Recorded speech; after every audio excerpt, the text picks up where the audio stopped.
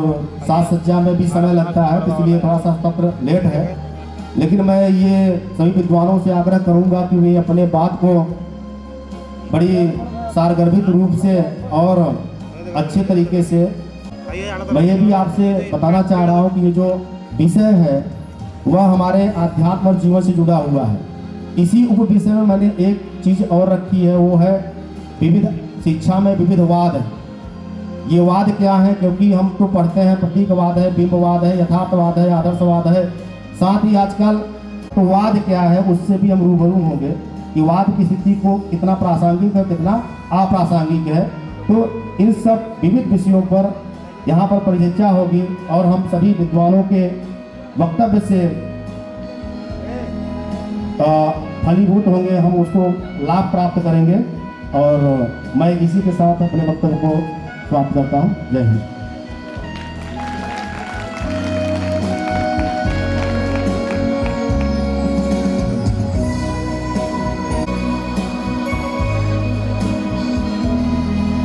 और अब उद्घाटन सत्र के सम्माननीय अध्यक्ष,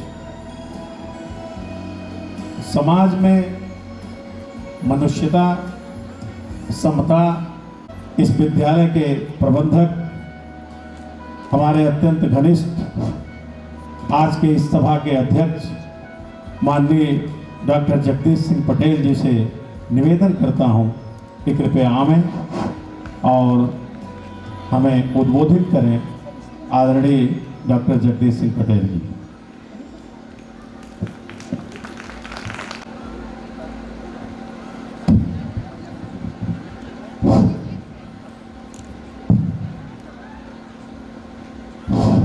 एक बार नारा लग जाए, भारत माता की, भारत माता की। बहुत बहुत धन्यवाद। अपने बीच में आज माँ विंध्यवासिनी की इस गोद में सेमिनार का जो आयोजन किया गया है, उस आयोजन में भुवनेश्वर द्विवेदी जी और इस महत्ता दी गई है उस विषय शिक्षा में विविध विषयों की प्रासंगिकता। गुरुजी प्रोफेसर शशि चंद्र उपाध्याय जी, जो केबी पीजी कॉलेज में संस्कृत के हेड ऑफ डिपार्टमेंट हैं, आज इस सत्र के 17 अध्यक्ष के रूप में यहाँ सुशोभित हैं।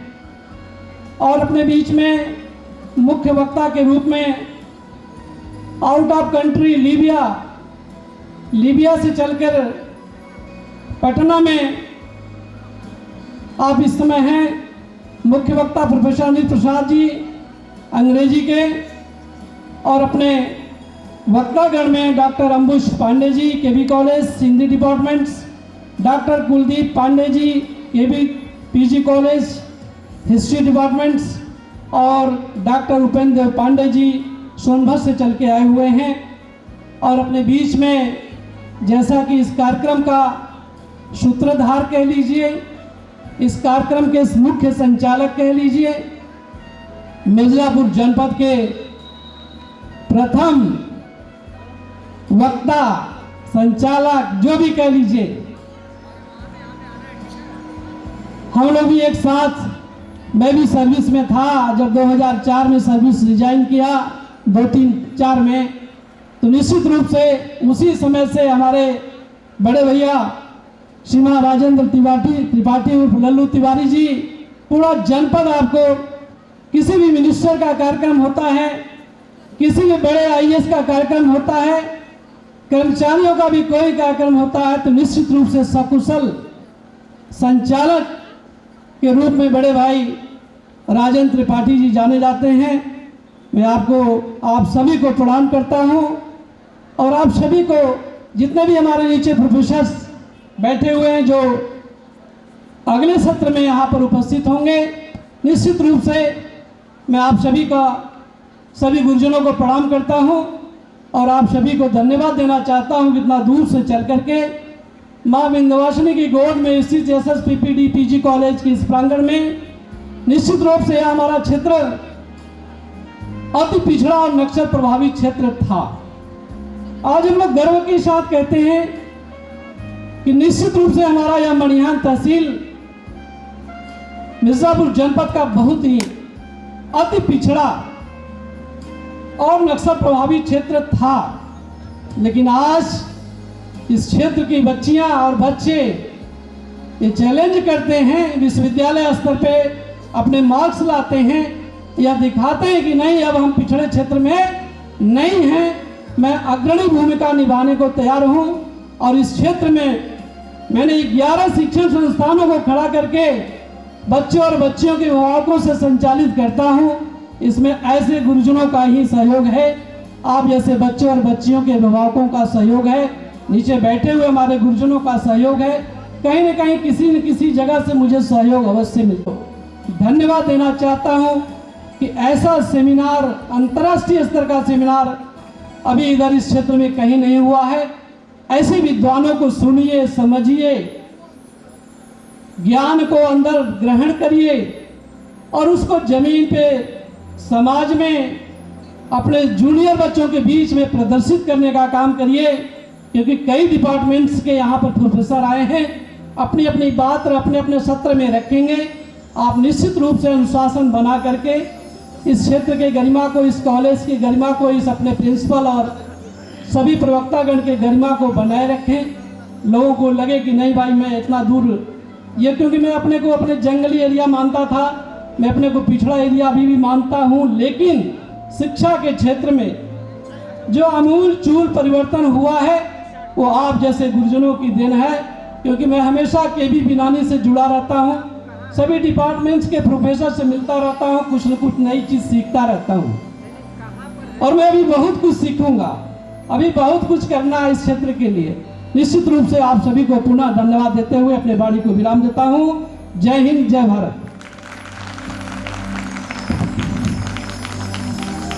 बहुत बहुत धन्यवाद सर। निश्चित रूप से जनमानस का जीवन स्तर उन्नत करने को सदा प्रयत्नशील रहते हैं आप। कार्यक्रम का उद्घाटन सत्र यही विराम लेता है और अब सीधे हम बिना किसी विलंब के, बिना किसी भूमिका के प्रथम सत्र की ओर बढ़ रहे हैं। हमारे प्रथम सत्र में सत्राध्यक्ष परम आदरणीय प्रोफेसर श्री चंद उपाध्याय जी हैं। मुख्य वक्ता प्रोफेसर अनिल कुमार प्रसाद जी हैं। वक्तव्य डॉक्टर अंबुज पांडे जी, डॉक्टर कुलदीप पांडे जी और डॉक्टर उपेंद्र देव पांडे जी का होना है। मैं बिना किसी विलंब के आदरणीय डॉक्टर अंबुज पांडे जी से निवेदन करता हूं कि कृपया आवें और शिक्षा में विविध विषयों की प्रासंगिकता इस विषय पर अपने विचार दें। आदरणीय डॉक्टर अंबुज पांडे जी। भुवनेश्वर द्विवेदी जी ने न्यू एजुकेशन पॉलिसी के तहत जो नई शिक्षा नीति है उसके तहत बड़ा ही गंभीर विषय चुना है। इससे हमारे महाविद्यालय के यहाँ उपस्थित जो भी छात्र छात्राएं हैं वो सब भी लाभान्वित होंगे और तमाम विषय विशेषज्ञों को अपनी बात कहने का मौका मिलेगा। द्विवेदी जी ने यह जो विषय चुना है इसका बैकग्राउंड म्यूजिक कम रखिएगा ना, और आवाज़ भी कम ही रखिए, थोड़ा सा इको आता है।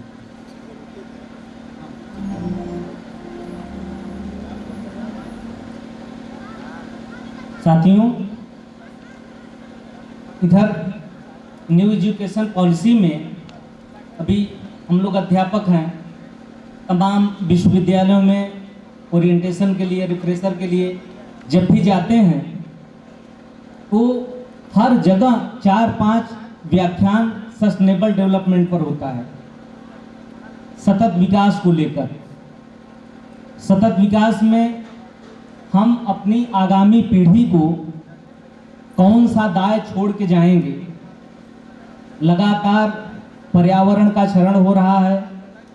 जीवों के प्रति हम अपनी प्रगति में जीवों के प्रति जो सहानुभूति रखनी चाहिए उसे भूलते जा रहे हैं। तो हर तरफ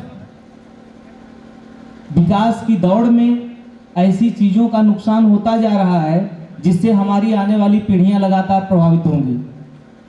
तो इस धरती को बचाने के लिए, पर्यावरण को संरक्षित रखने के लिए पूरी दुनिया में वैश्विक स्तर पर अलग अलग मंचों से, अलग अलग फोरम से ये चिंता व्यक्त की जा रही है। 1992 में रियो डी जेनेरो में पृथ्वी शिखर सम्मेलन हुआ।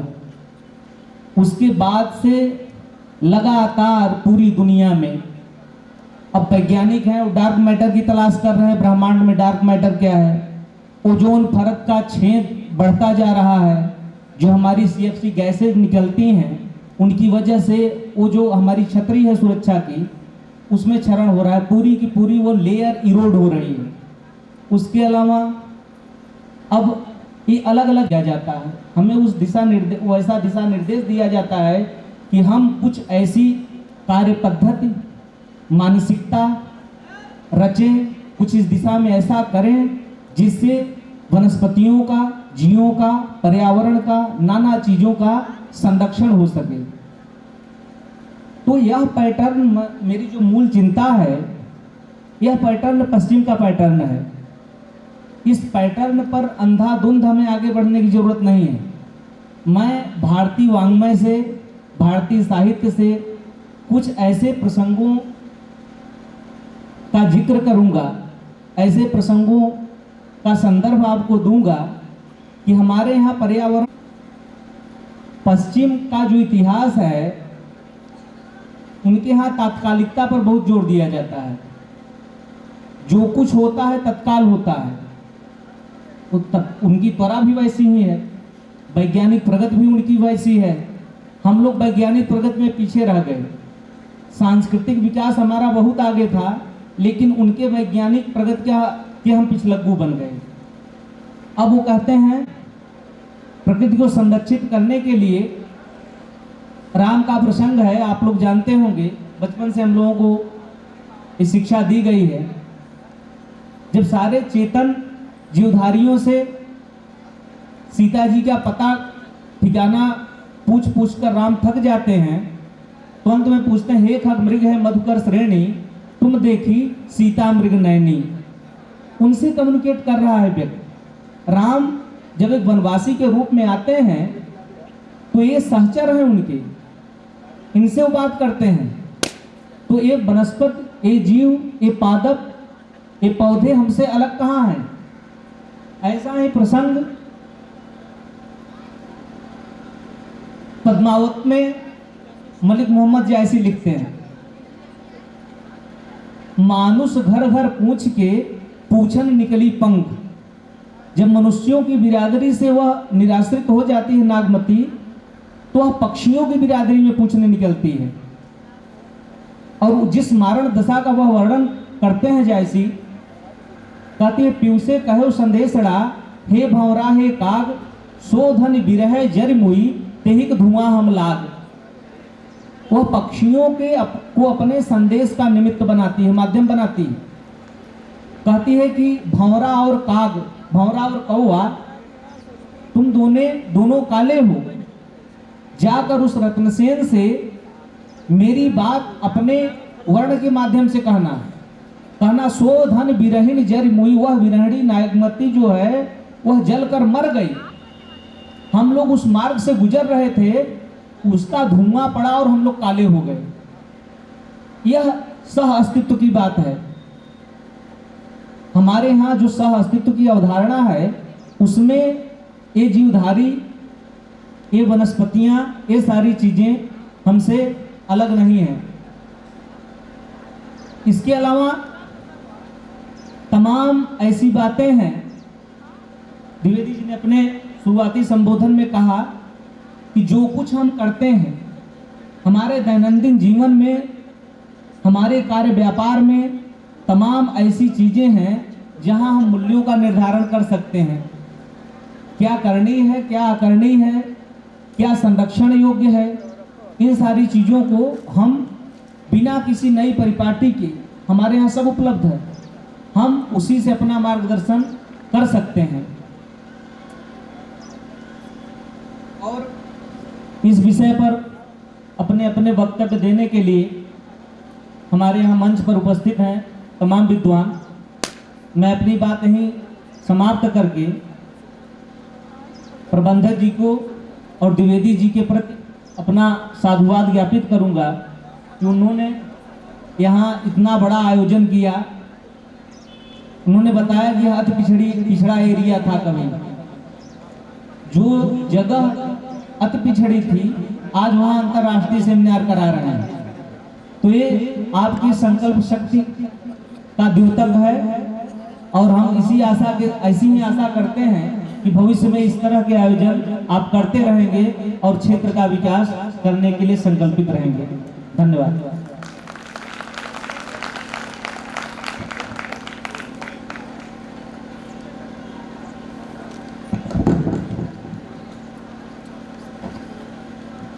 बहुत बहुत धन्यवाद सर।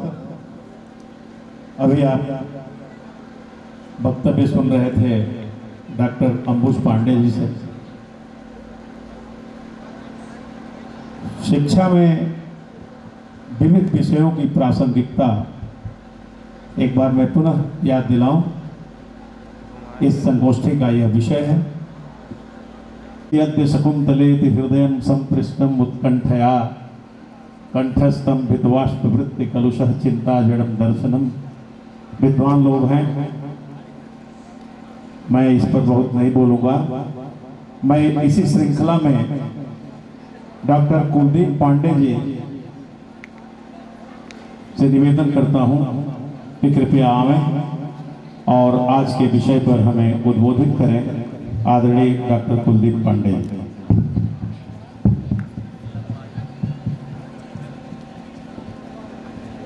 विषयों में, शिक्षा में विभिन्न विषयों की प्रासंगिकता, जो विषय डॉक्टर भुवनेश्वर द्विवेदी ने आज की संगोष्ठी के लिए चुना, सबसे पहले तो मैं उन्हीं को साधुवाद देते हुए अपनी बात शुरू करूं। इस प्रत्याशा में चुनते हैं कि वो विषय हमारे लिए कितना उपयोगी होगा, और इस उपयोगिता की जो दृष्टि है, उस दृष्टि के नाते ही इतिहास विषय पीछे छूट जाता है।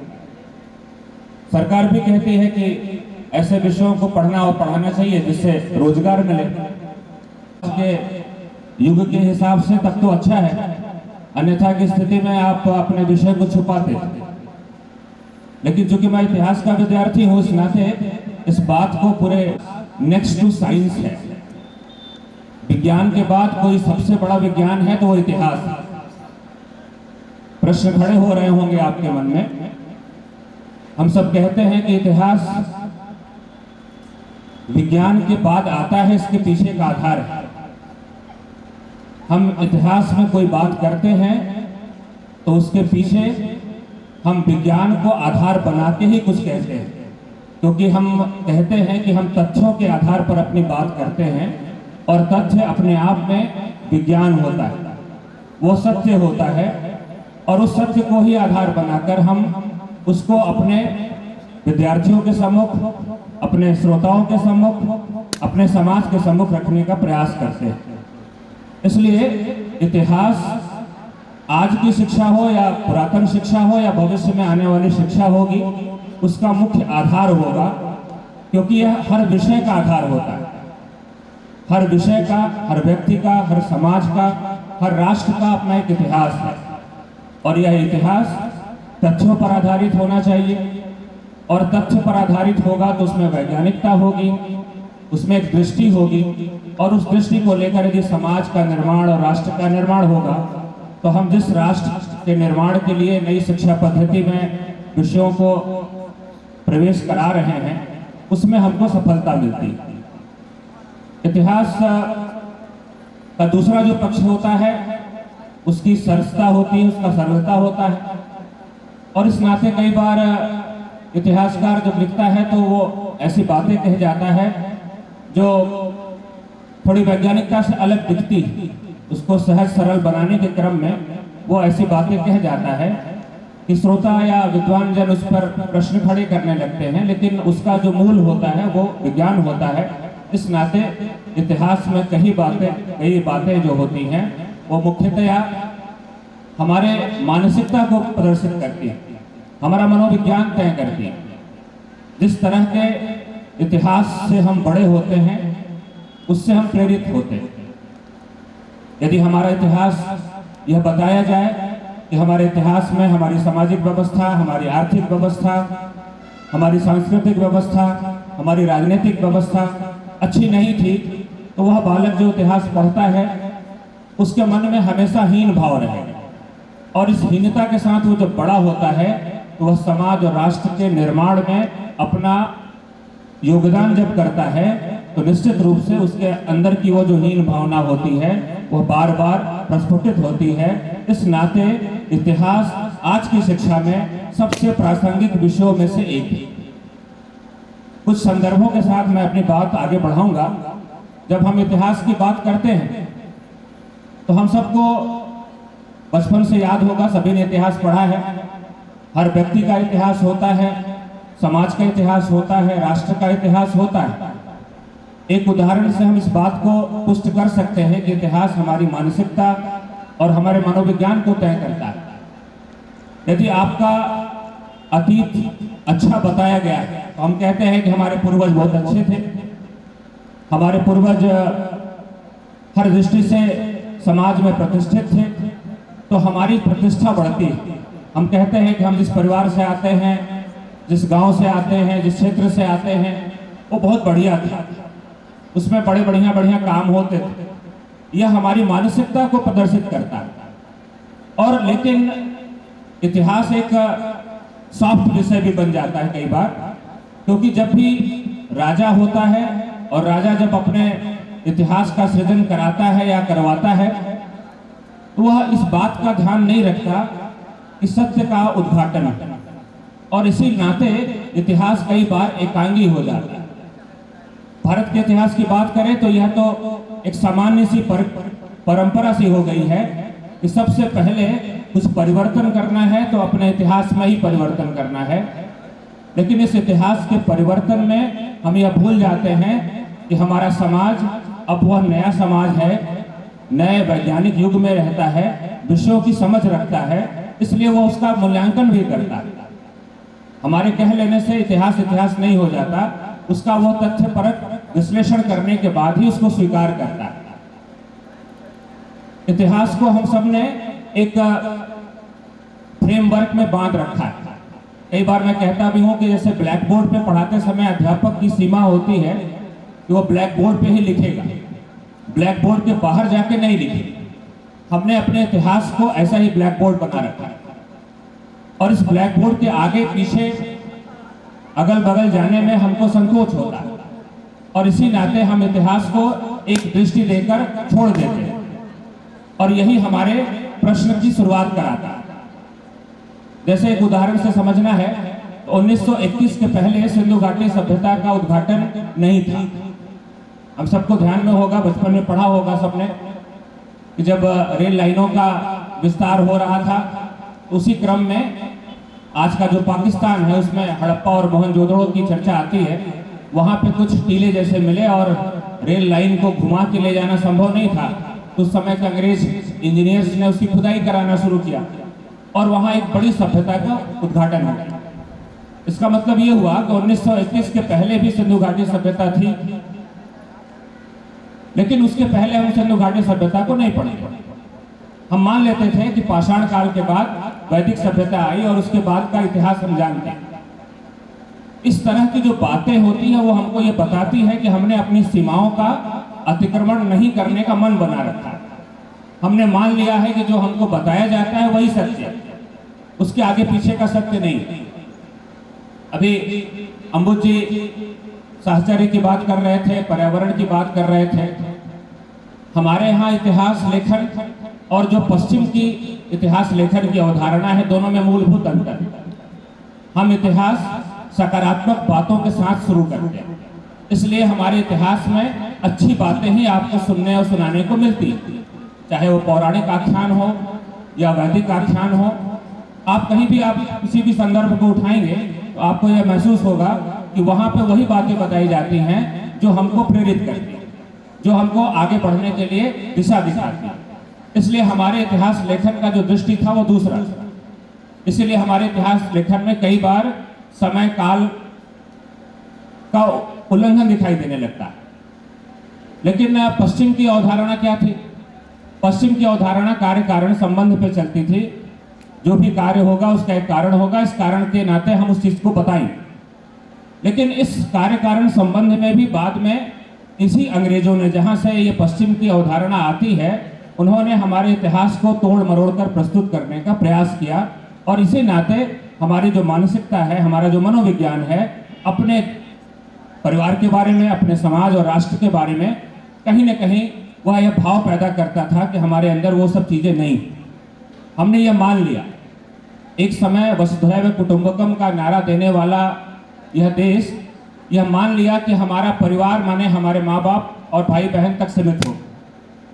यह जो अवधारणाएं हैं वो कैसे आदमी के मन में काम करती हैं, उसका ज्वलंत उदाहरण आज का समाज है।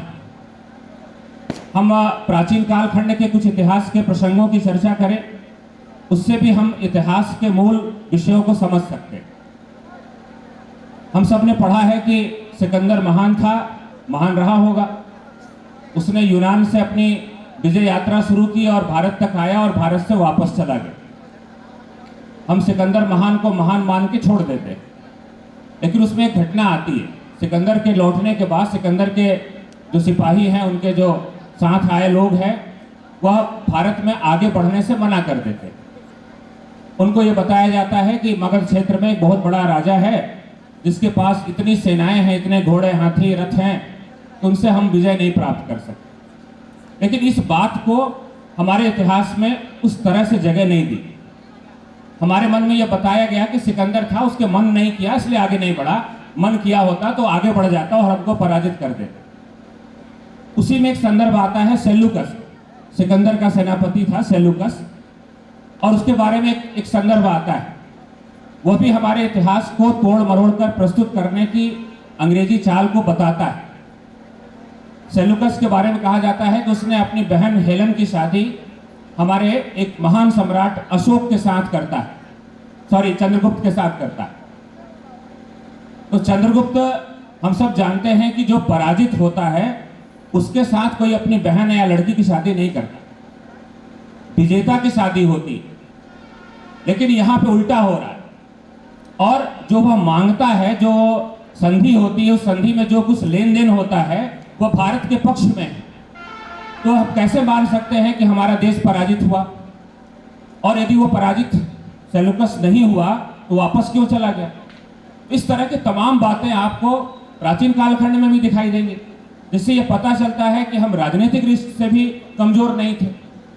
अशोक के बारे में कहा जाता है कि वो इतना प्रतापी राजा था कि उसके राज्य की सीमाएं जो थी वो ग्रीस तक थी। अब यह बात कोई पौराणिक आख्यान नहीं है, अब तो बाकायदे सम्मानित मंच, लीबिया में कार्य कर चुके और अंग्रेजी साहित्य के प्रकांड विद्वान अनिल प्रसाद जी उपस्थित हैं। हमारे अनुजवत और मिर्जापुर के विद्वानों के शीर्ष में से एक डॉक्टर शिशिर उपाध्याय जी मंच पर हैं। तो ये लोग आपको विषय के बारे में विशेषज्ञ के रूप में बताएंगे, शिक्षक के रूप में बताएंगे, लेकिन मैं जो बोल रहा हूँ वह एक शिक्षार्थी के रूप में बोल रहा हूँ। ऐसा है कि जीवन से बड़ा तो कुछ भी नहीं है। इतिहास, भूगोल, नागरिक शास्त्र, विज्ञान, साहित्य, दर्शन, आध्यात्म, ये सारे विषय हमें जीवन का ही अध्ययन कराते हैं। तो मेरा ये मानना है कि अध्ययन का हर वह आयाम प्रासंगिक है जो हमें जीवन को समझने की प्रेरणा देता है, उसमें मदद करता है। वह इतिहास हो, भूगोल हो, नागरिक शास्त्र हो, पुरातत्व हो, साहित्य हो। और साहित्य तो सबसे ज़्यादा इसलिए प्रासंगिक और महत्वपूर्ण है क्योंकि इसमें सारे विषयों का संश्लेषण होता है। साहित्य, अभी डॉक्टर माइकल बैठे हुए थे वो चले गए तो मुझे एक बात सूझी कि शिक्षा हमें देती क्या है। मैं मंच पे बैठ के इस बात के लिए थोड़ा सा संकुचित हो रहा था कि मैंने तो ऐसा कपड़ा पहन लिया और माइकल साहब ने उस तरह का कपड़ा पहना हुआ है। यह जो अंतर पकड़ने की क्षमता है, यह आपको शिक्षा देती है। हम सभ्य हो रहे हैं और वो सांस्कृतिक हो रहे हैं। तो शिक्षा का उद्देश्य यह होना चाहिए कि वह हमें सिर्फ सभ्य न बनाए, हमें सांस्कृतिक बनाए। और इसी ओर अभी डॉक्टर अंबुज पांडे ने इंगित किया था कि जब हमारी शिक्षा का उद्देश्य, जब हमारी शिक्षा का प्राप्त तात्कालिक होने लगता है तो हम सभ्य तो हो जाते हैं लेकिन हम सांस्कृतिक नहीं रहते। सांस्कृतिकता एक बृहद पद है। सांस्कृतिकता में हमारा सहकार प्रकृति की हर चीज के साथ होता है। हम सिर्फ सभा के योग्य नहीं बनते, हम समाज और व्यक्ति के उन संबंधों की चर्चा भी करते हैं जो समाज के बनने से पहले थे। हम व्यक्ति और प्रकृति के संबंधों की चर्चा करते हैं। आ गए माइकल साहब। तो मैं यही कह रहा था कि आप सांस्कृतिक हो रहे हैं और हम लोग सभ्य हो रहे हैं। आपने जो छोड़ा वो हम अपना रहे हैं और हमारा बहुत कुछ आप अपना रहे हैं। यह जो संश्लेषण है, यही शिक्षा का उद्देश्य होना चाहिए कि पूरे वैश्विक संश्लेषण को, वैश्विकता को इस तरह से तेज किया जाए, उसे त्वरा प्रदान की जाए कि आदमी की तरह हो जाए। वह अमेरिकन न रह जाए, वह भारतीय न रह जाए, वह चीनी न रह जाए, वह ग्रीक न रह जाए। हमारी शिक्षा का कोई भी विषय अगर इस उद्देश्य की ओर हमें प्रेरित करता है तो वह प्रासंगिक है। अगर ऐसा नहीं करता है तो वह प्रासंगिक नहीं है। एक बात और अभी आई इतिहास लेखन की और उसी के साथ तात्कालिकता की। तो आप लोग सब पढ़े लिखे लोग हैं, जानते हैं कि इन बातों की तो अब चर्चा ही निरर्थक हो गई है। 1976 या 78 की बात है जब फ्रांसवा लेत्वार ने एक स्टडी पेपर अमेरिका में प्रकाशित कराया जिसका नाम था कि स्टडी ऑफ नॉलेज। वो था तो एक समाजशास्त्रीय अध्ययन पत्र, लेकिन उसमें जीवन की इन बातों के बारे में भी बात की गई थी। और तब उन्होंने एक स्थापना दी जिससे आज का हमारा सारा विमर्श संचालित हो रहा है, जाने अनजाने। उन्होंने कहा, लेत्वार साहब ने, कि there is no ultimate truth. अब जब अल्टीमेट ट्रूथ नहीं है तो क्या साहित्य है, क्या इतिहास है, क्या कुछ नहीं है। और हमारे मनीषियों ने इस बात पर पहले ही विचार किया कि सत्य इतना बड़ा है कि आप उसे देख नहीं सकते हैं और सत्य इतना सूक्ष्म है कि उसे नहीं देख सकते। तो सूक्ष्मता भी इतनी कि नहीं देख सकें, विराटता भी इतनी कि नहीं देख सकें। क्या शिक्षा हमें इस बात के लिए प्रेरित कर रही है कि हम सत्य की ओर अग्रसर हो रहे हैं? या फ्रांसवा लेत्वार ने कहा कि truth, there is no ultimate truth and truth is nothing but mobilization of social relation of power. ध्यान दीजिए, पावर का सोशल रिलेशन नहीं, जैसा अभी इतिहास चर्चा में बता रहे थे हेलेना और चंद्रगुप्त की चर्चा। वह देखिए, वह मोबिलाइजेशन था, सत्ताओं के संबंध थे। वही जो बात उन्होंने कही, वह सत्ताओं का संबंध था। Mobilization of social relation of power, वह शक्तियों का सामाजिक संबंध था जिससे आज का हमारा भारतवर्ष बना, तमाम जातियां बनी, तमाम। यह एक साहित्य चर्चा का विषय हो जाएगा, पुरातत्व में जाएगा और एथनोलॉजी में ये बात जाएगी, एंथ्रोपोलॉजी में जाएगी, बड़ा विषय व्यापक हो जाएगा। लेकिन शिक्षा के सामान्य उद्देश्य और उसकी प्रासंगिकता का क्या अर्थ है? तो उसकी प्रासंगिकता का सिर्फ और सिर्फ अर्थ यह है कि वो आपको कितना ज़्यादा मानव से मानवीय बनाती है। अगर शिक्षा आपको मानव से मानवीय नहीं बना पा रही है तो शिक्षा कुछ भी हो, ऑक्सफोर्ड की हो, कैम्ब्रिज की हो, हार्वर्ड की हो, PhD की हो, इलाहाबाद यूनिवर्सिटी की हो, वह मूल्यहीन है। क्योंकि शिक्षा तो जीवन जानने का एक जरिया है। शिक्षा हमें जिज्ञासु बनाती है और जिज्ञासु हमें ज्ञान प्राप्त करने के लिए प्रेरित करता है। और जब हम ज्ञान प्राप्त कर देते हैं तो यह ज्ञान दूसरे की जिज्ञासा को शांत करने का साधन बनता है। शिक्षा के इस भूमिका पर हमें विचार करना चाहिए। हम जिस भी विषय को पढ़ा रहे हों कि क्या हम जो पढ़ा रहे हैं वह शिक्षा के इस उद्देश्य की प्राप्ति करा रहा है। अगर नहीं करा रहा है तो हमें अपनी भूमिका पर पुनः विचार करना चाहिए। एक उपन्यास मैंने पढ़ा था, साहित्य का अदना सा विद्यार्थी हूँ, और वह मैंने जब मैं KVDC में पढ़ता था BA में, तो मैंने उस समय उस उपन्यास को पढ़ा था। उसके लेखक थे बलवंत सिंह और नाम था सुना आसमान। कथा यह है कि बनारस से एक लड़का जो बहुत जिज्ञासु है, वो जाता है विजयनगर के महामंत्री के नाम एक चिट्ठी लेकर अपने गुरुजी की, और उसमें ये लिखा रहता है कि ये विजय बहुत जिज्ञासु हैं और आप इनको जीवन का अनुभव कराइए, जीवन के बारे में बताइए। वह रामदेव द्वितीय का संभवतः शासन था, सब बताएंगे। मैं मेरा विषय रामनगर में जब वो प्राप्त हुआ तो विजय, तो उसी समय का वर्णन है वह इतिहास। तो वो दरबार से जुड़ जाता है।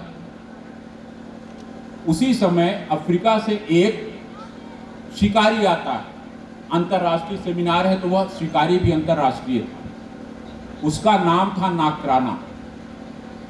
तो विजय नाकराना के स्वागत में राजा एक दावत देते हैं, उसमें विजय भी जाता है महामंत्री की कृपा से, और वह लोगों से पूछता है कि श्रीमन जीवन क्या है।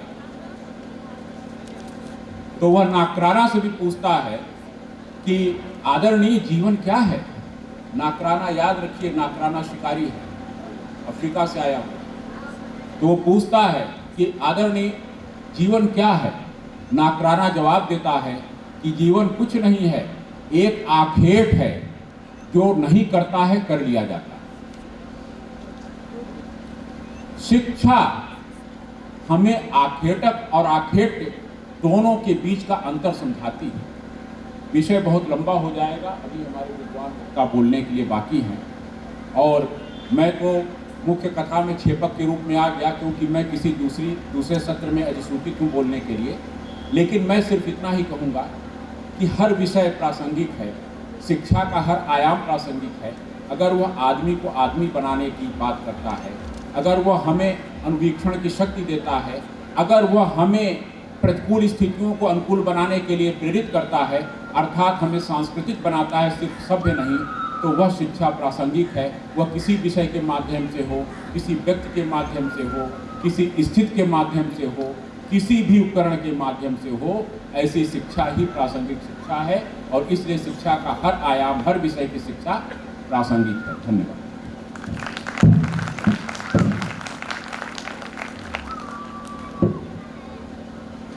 बहुत बहुत धन्यवाद सर। जो शिक्षा मानव से मानवीयता की ओर न ले जाए वो मूल्यहीन है। सुन रहे थे, और अब मैं इसी श्रृंखला में अपने मुख्य वक्ता प्रोफेसर अनिल कुमार प्रसाद, जो लीबिया से पधारे हैं, उन्हें आमंत्रित करूं इन पंक्तियों के साथ कि देना पड़ा है जब कोई प्यारा उदाहरण, हमने दिया है हरदम तुम्हारा उदाहरण, और उपमान तो बहुत हैं मगर व्यर्थ हैं सभी, तुझको ही दे रहा हूं तुम्हारा उदाहरण। आदरणीय डॉक्टर प्रोफेसर अनिल कुमार प्रसाद जी। सर्वप्रथम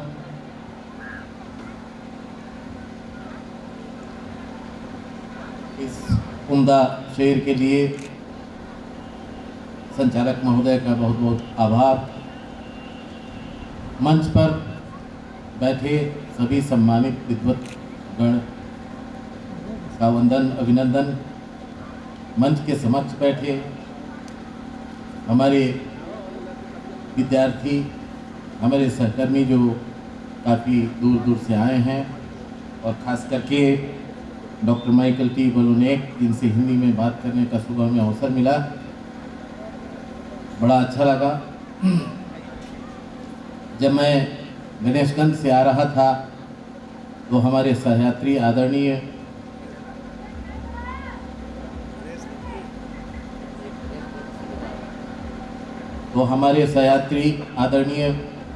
गणेश गंभीर जी से बातचीत हुई, काफ़ी प्रोत्साहन मिला और कानपुर से आए हुए डॉक्टर साहब से बातचीत हुई और सफलता के बारे में जो मेरी विचारधारा थी उनसे काफ़ी मेल खाती थी। इस अंतर्राष्ट्रीय संगोष्ठी में मुझे आमंत्रित करने के लिए मैं आदरणीय डॉक्टर भुवनेश्वर द्विवेदी जी को धन्यवाद देता हूं कि उन्होंने मुझे मौका दिया इस सुरम्य सुदूर नीरव जगह पर जहां ये पीजी कॉलेज है और जहां के विद्यार्थी इतनी उत्सुकता से सारी बातों को सुन रहे हैं। मैं उनका भी स्वागत करता हूं।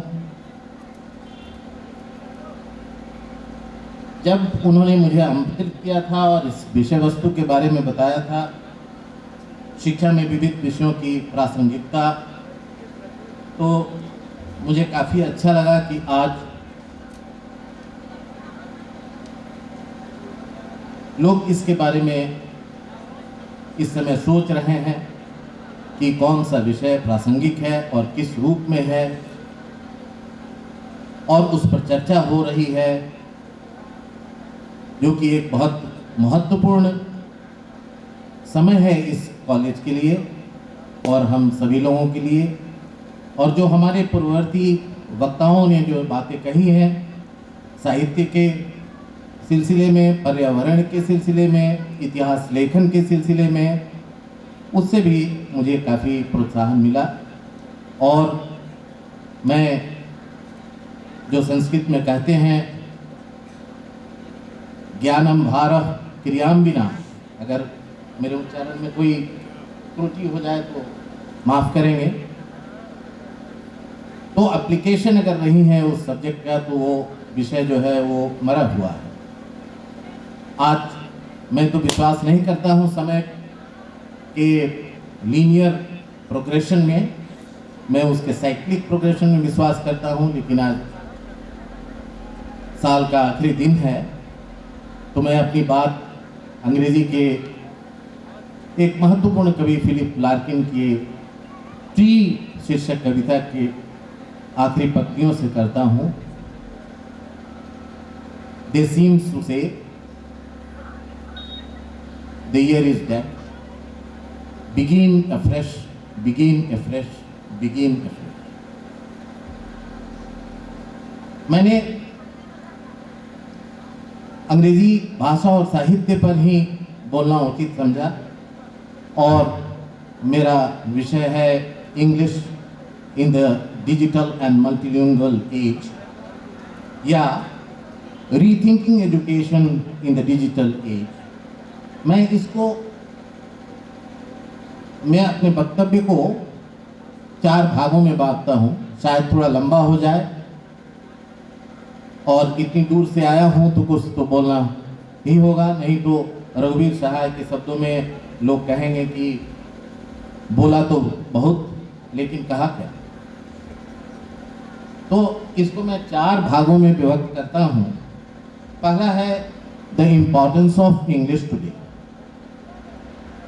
अब ये कहने की जरूरत नहीं है कि इंग्लिश बहुत महत्वपूर्ण विषय है।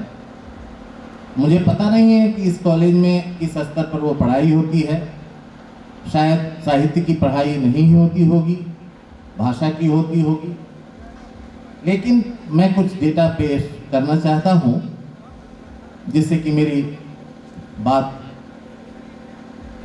हो सके।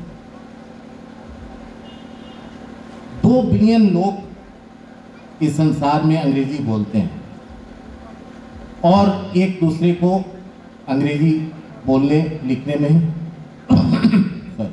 अपने को समझ पाते हैं। 25% लोग अंग्रेजी बोल पाते हैं। और आपने ब्रज कचरू का नाम सुना होगा, उन्होंने न्यू इंग्लिशेस के नाम से अपना अध्ययन किया था।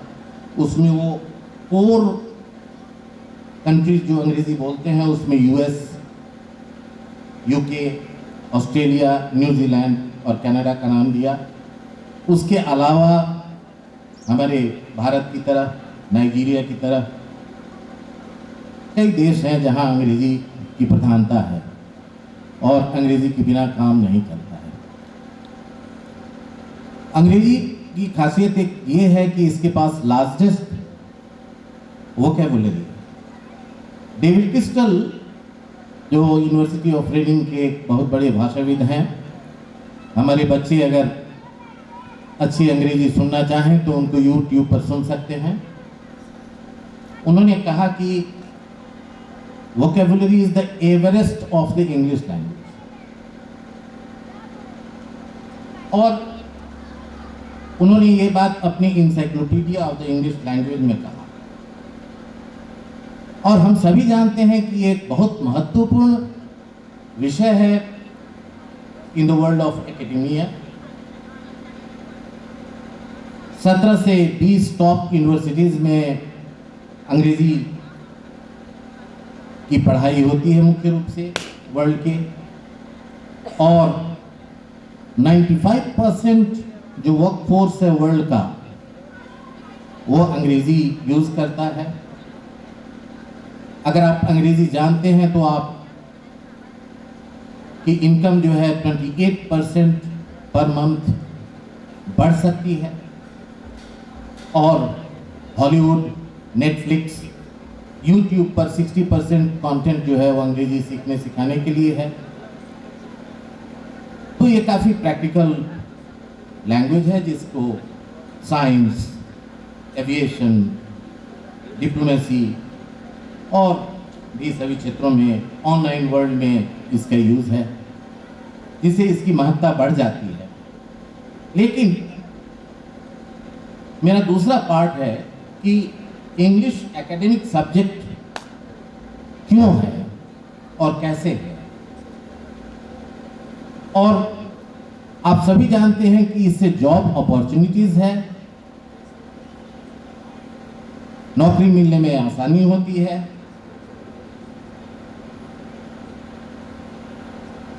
565 मिलियन लोग इंटरनेट साइट यूज़ करते हैं, जिसमें 52% जो है वो एकेडमिक पर्पसेस के लिए अंग्रेज़ी यूज़ की जाती है। हमारे यहाँ BA, MA और PhD के स्तर पर अंग्रेज़ी पढ़ाई जाती है। कम्युनिकेशन स्किल्स, लैंग्वेज का जो शिफ्ट हुआ लिटरेचर से लैंग्वेज की तरफ से, उसमें content writing, script writing, communication skills, mass media, इन सब चीज़ों के लिए अंग्रेज़ी की महत्ता है। और एक शिफ्ट हुआ है जो लैंग्वेज से लिटरेचर की तरफ से। उसके बावजूद साहित्य में बहुत लड़के आते हैं और उनका नामांकन होता है। और क्यों होता है, इसके लिए एक पहले ही से एक सिद्धांत है कि ये, जैसा इन्होंने कहा, आदरणीय गंभीर साहब ने कहा कि मानव को मानवता सिखाती है अंग्रेजी। तो इसमें अफेक्टिव जो इसका कंटेंट है, जो इन्फ्लुएंस करती है। और किसी भी भाषा में, मैं आपको उदाहरण दूंगा अंग्रेजी का, हिंदी का, संस्कृत का, जो जिसमें एस्थेटिक एक्सपीरियंस होता है पढ़ने वाले को, और इसके चलते भी लोग साहित्य की तरफ खींचे चले जाते हैं। तो उसमें जो एस्थेटिक एक्सपीरियंस जो है, जैसे मैं यहाँ के विद्यार्थी शायद नहीं जानते होंगे, इसलिए मैं उनको बताना भी चाहता हूँ कि एक 18वीं शताब्दी के अंत और 19वीं शताब्दी की शुरुआत में एक अंग्रेजी की लेखिका थी जिनका नाम जेन ऑस्टन था। और उनका एक उपन्यास प्राइड एंड प्रेजुडिस है जो शादी पर है। और शादी जो अपने यहाँ भी सोशल स्टेटस और मनी का इंटरेक्शन है, दोनों के लेन देन से होता है, उस उपन्यास में भी वैसा ही। उन्होंने जो पहला सेंटेंस लिखा उस उपन्यास का, वो बहुत इंपॉर्टेंट इसलिए हो गया, इसलिए कि जो कहती हैं उसके विपरीत वो उसका मतलब निकलता है। It is a truth universally acknowledge that is young huns a man in want of wife,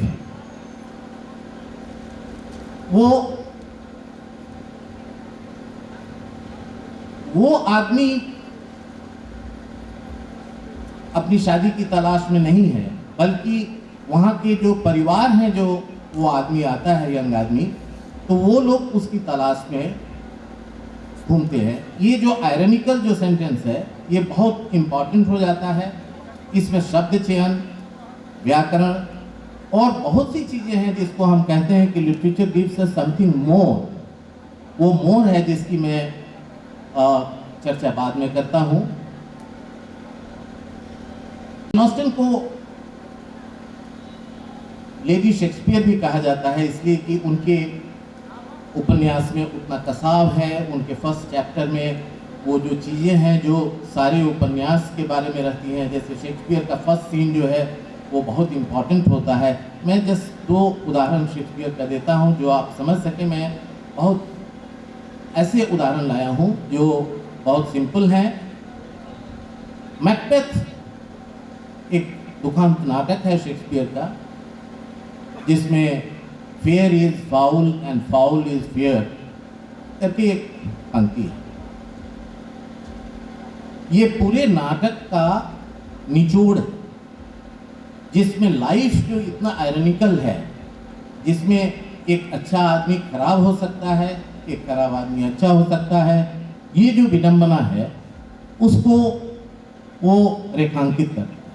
उसी तरह से ओथेलो में एक लाइन है, जब ओथेलो डेस्डेमोना को मारता है उसके पहले वो कहता है आई किस दी एर आई किल दी।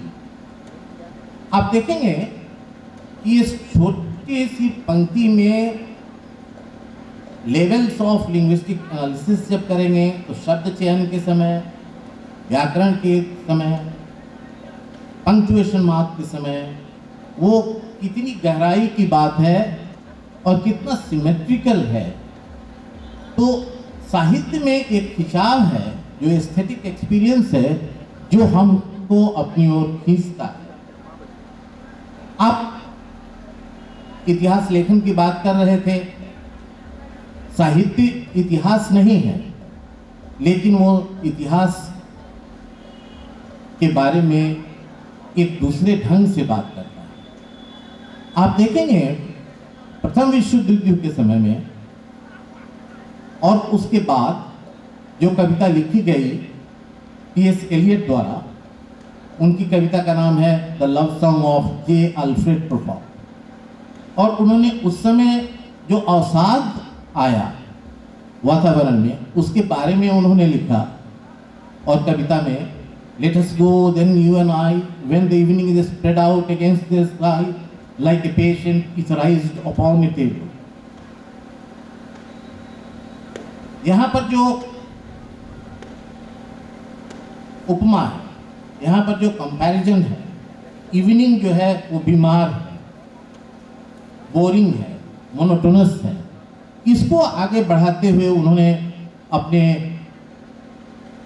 बड़ी कविता द वेस्टलैंड में, जो 1922 में लिखी गई थी, आज 100 साल हो गया उसका, उसमें वो शुरू ही करते हैं कि अप्रैल इज द क्रूएलेस्ट मंथ।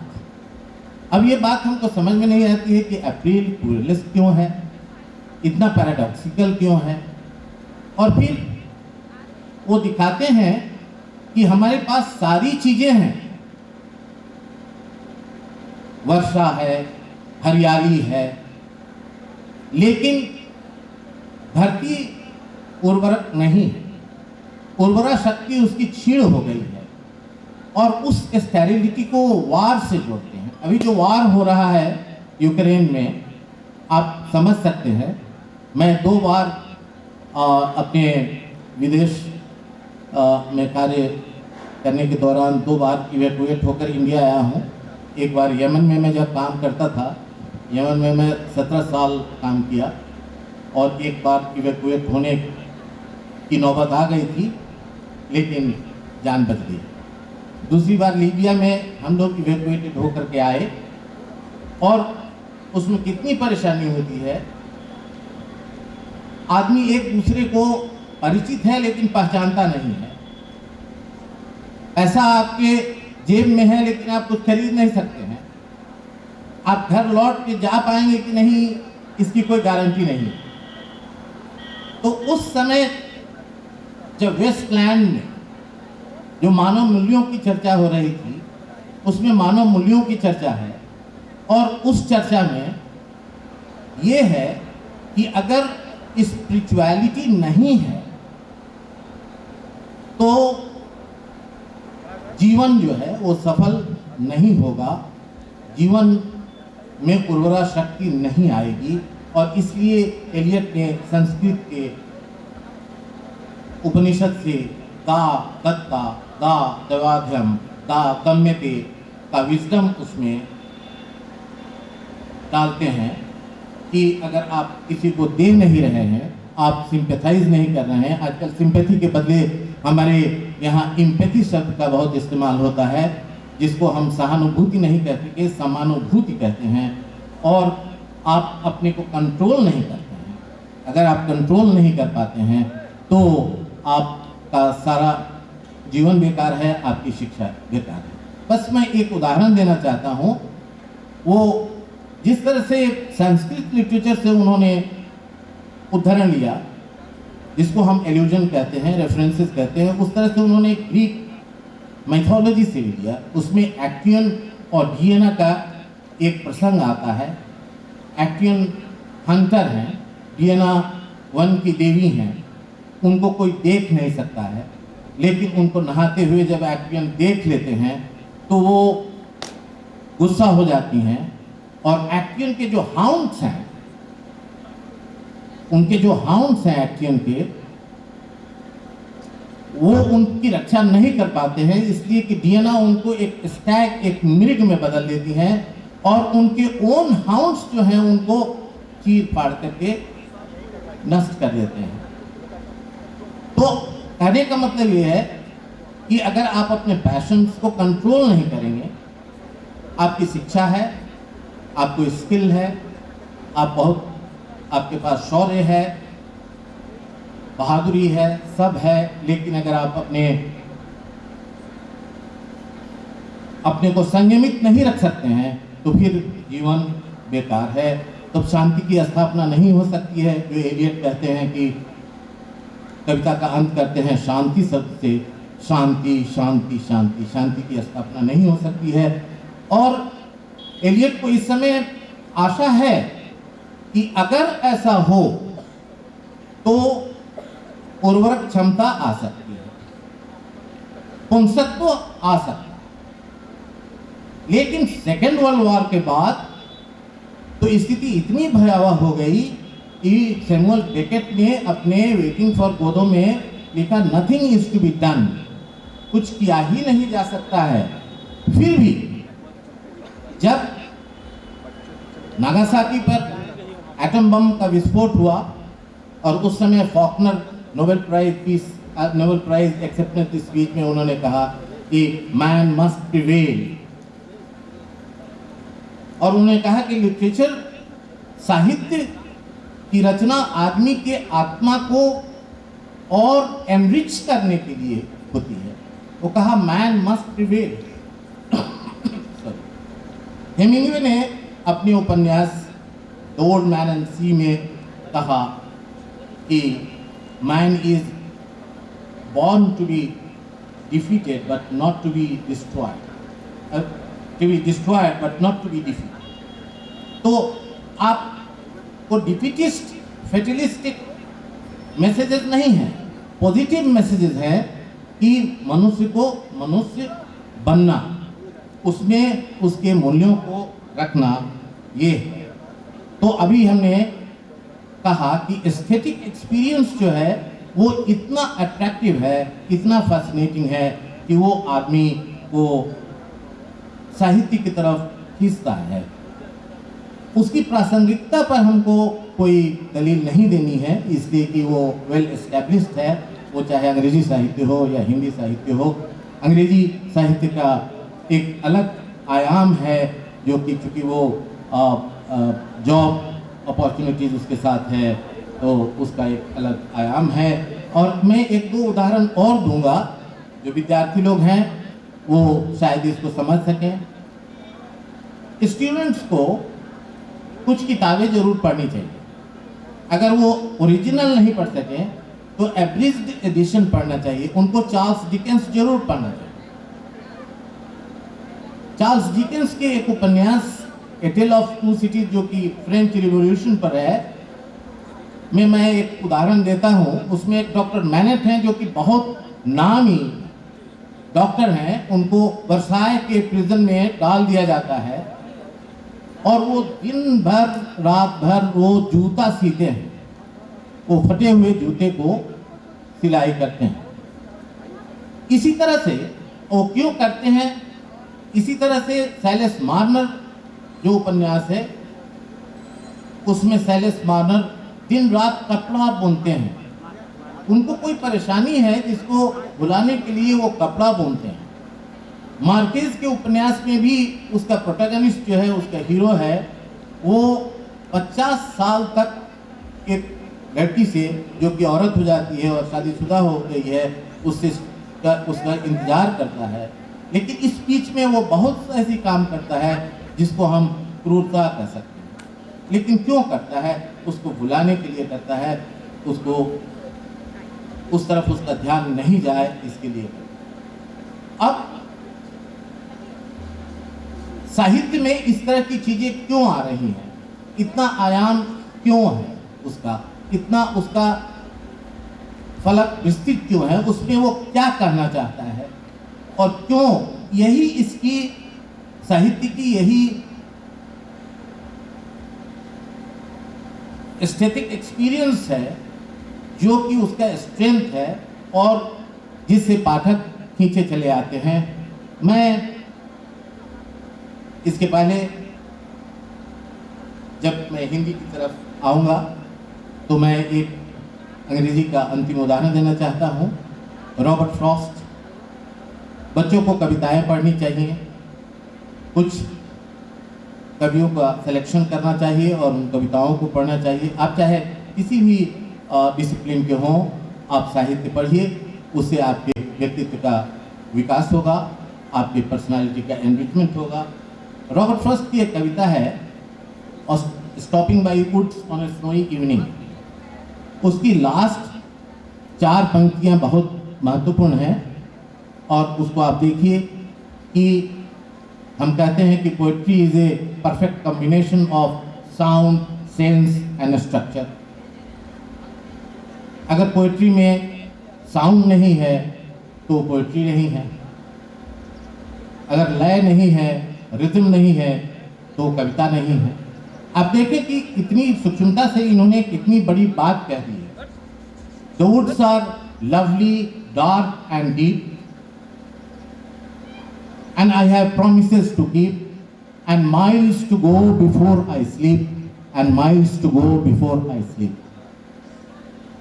इसमें अगर आप ध्यान देंगे तो देखेंगे कि लॉन्ग वावेल साउंड्स दा, आ का रेपिटेशन है।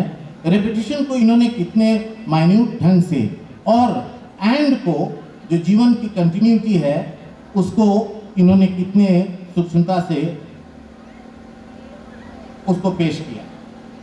और इस तरह के काफ़ी उदाहरण आपको हैं और इन उदाहरणों से ये साफ जाहिर होता है कि साहित्य जो है वो एक एस्थेटिक एक्सपीरियंस की चीज़ है।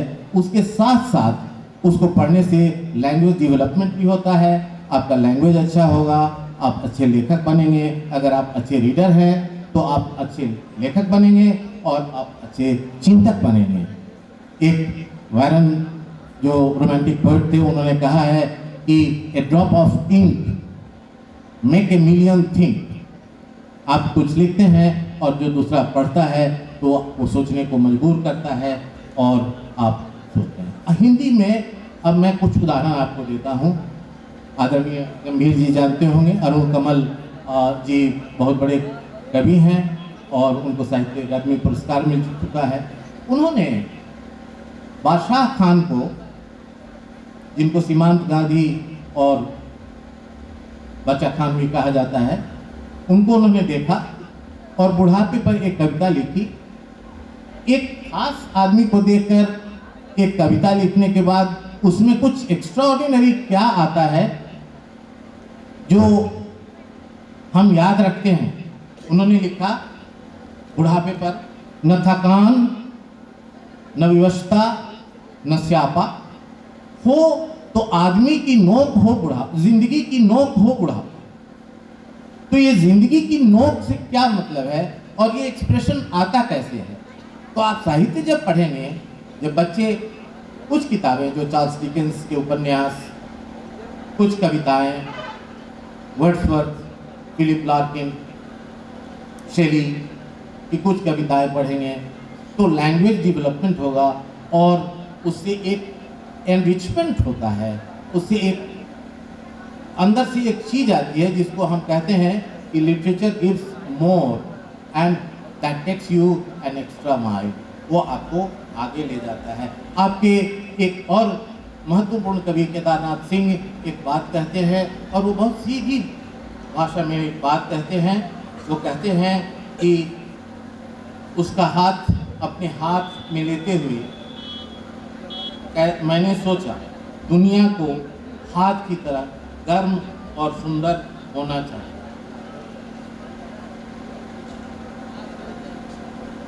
वो कैसे एक छोटी सी बात को, एक छोटी सी घटना को इतना महत्वपूर्ण बना देते हैं।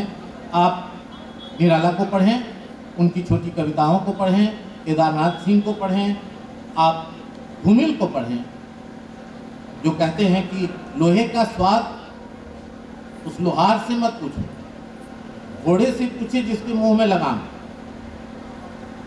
इसके साथ क्योंकि ऑलरेडी कालिदास की चर्चा हो चुकी है और कालिदास मेरे प्रिय कवि हैं और आप लोगों को भी कालिदास के कुछ श्लोक को पढ़ना चाहिए जिससे कि आप ये देख सकें कि कैसे साहित्य की रचना हो रही है, शब्द चयन कैसे किया जाता है। शब्द चयन बहुत ज़रूरी है। आप कम्युनिकेटिव इंग्लिश पढ़ते हैं कि नहीं पढ़ते हैं हम नहीं जानते हैं, आपके सिलेबस में है कि नहीं। जैसे आप अपने टीचर को हाय नहीं कर सकते, या जो सबसे ज़्यादा प्रचलित शब्द अभी है यंगस्टर्स के बीच में, ब्रो नहीं कह सकते हैं। आप उनको गुड मॉर्निंग कह सकते हैं, गुड आफ्टरनून कह सकते हैं। एक रिलेशनशिप ऑफ फॉर्मेलिटी है। उसी तरह से आप कालिदास को देखें, 10वें श्लोक में उन्होंने इतनी कोमल और मधुर रचना की है, मंदम मंदम मुदति पवना। आप इसको पढ़ के देखें और मैं गारंटी देता हूँ आपको बहुत अच्छा लगेगा और आप इससे कुछ पाएंगे। अब साहित्य की दुनिया से अब हम नीचे उतरे और आए जो मेरा तीसरा खंड है कि impact of technology on language and literature. आप देखें कि टेक्नोलॉजी का क्या इम्पैक्ट है, भाषा में जो बदलाव हो रहा है। जो आप व्हाट्सएप में चैटिंग करते हैं उसमें जो LOL, बिफोर, B4 इस तरह के शब्द यूज़ करते हैं, इन शब्दों के साथ आप क्या समझते हैं कि क्या अंग्रेजी भाषा बदल जाएगी? नहीं बदल जाएगी, इसलिए कि ऐसे शब्द यूज़ करने वाले लोग बहुत कम हैं और जो आप चैटिंग कर रहे हैं, आप ऑडियो टेप सुन रहे हैं, वीडियो टेप सुन रहे हैं और किंडल ऐप में किताबें पढ़ रहे हैं, ये सब टेक्नोलॉजी का इम्पैक्ट है। ट्विटर में, फेसबुक में, स्नैपचैट में और सारी जो सोशल साइट्स हैं उसमें आप यूज़ कर रहे हैं और इसका एक बहुत बड़ा इम्पोर्टेंस जो है वो लैंग्वेज एक्विजिशन में आ रहा है। क्या आपकी भाषा खराब हो रही है उससे? क्या जो आप इस तरह की भाषा जो यूज़ कर रहे हैं, क्या वो भाषा आपकी भाषा खराब हो रही है? आपने कभी सोचा है कि आप जब एप्लीकेशन लिखने लगते हैं तो आपका हाथ आगे नहीं बढ़ता? इतने लोग हैं जो अंग्रेजी में एप्लीकेशन लिख लेते हैं या हिंदी में एप्लीकेशन लिख देते हैं या उसको टाइप कर पाते हैं या उसके टेक्निक्स को आप जानते हैं, उसके मैकेनिक्स को आप जानते हैं कि एप्लीकेशन कैसे लिखना चाहिए, मेमोरेंडम कैसे लिखना चाहिए। ये भाषा की बात हुई। आज भाषा इसलिए लोग पढ़ रहे हैं कि वो सोचते हैं कि लिटरेचर पढ़ने से क्या फ़ायदा है, हम लैंग्वेज पढ़ेंगे और लैंग्वेज से हमको जॉब मिलेगा। अब इसके साथ मैं अपने अंतिम चरण में पहुंचता हूं, थोड़ा समय ज़्यादा हो गया है और इसके लिए मैं माफ़ी चाहता हूं कि टीचर का क्या इन विषयों को पढ़ाने के लिए क्या विषय इम्पॉर्टेंट है या अपने आप को इम्पॉर्टेंट हो गए, या उसके लिए टीचर की ज़रूरत होगी, या टेक्नोलॉजी से ही पढ़ लेंगे। ये ब्रिक्स क्लिक्स में बदल जाएंगे और हम टेक्नोलॉजी पर आश्रित हो जाएंगे। कबीरदास की उक्ति हमको याद आती है जब हम टीचर स्टूडेंट रिलेशनशिप के बारे में सोचते हैं। गुरु कुम्हार शिष्य कुंभ है, गड़गड़ काटे ठोट, आंतर हाथ सहारते बाहर बांधे चोट। स्टूडेंट्स जो हमारे बैठे हैं, विद्वज्जन तो सब समझ ही रहे हैं। ये क्या समझ रहे हैं कि शिष्य और गुरु का क्या नाता है। गुरु कुम्हार शिष्य कुंभ है, वो घड़ा है, एम्प्टी है, उसको अंदर से स्ट्रेंथन करते हैं और बाहर से वो चोट मारते हैं, जिससे कि वो अपने को सही सलामत रखे। इन विषयों को पढ़ने के लिए जब ज़्यादा उस पर रेस्पॉन्सिबिलिटी आए, जिम्मेवारी आए, तो उसको वो पढ़ सके। तो हम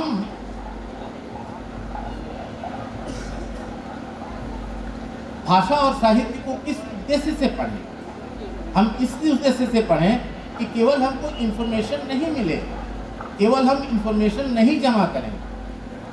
किसी ने कहा है कि in the age of information we must be wise, और हम उसमें क्रिएटिविटी का एलिमेंट लाएं, सृजनात्मकता लाएं, जिससे हम क्रिएटिव हो सकें, वो क्रिएटिविटी मर नहीं जाए। तो टीचर और स्टूडेंट दोनों मिल करके ये करेंगे, तभी जा कर के एक नई शिक्षा नीति का विकास होगा।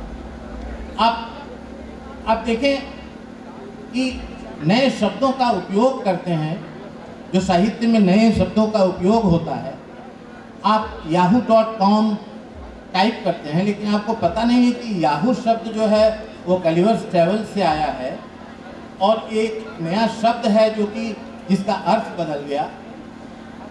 इसी तरह से बहुत सारे शब्द आपको मिलेंगे जिसमें ये टीचर जो हैं आपको एक्सप्लेन करेंगे।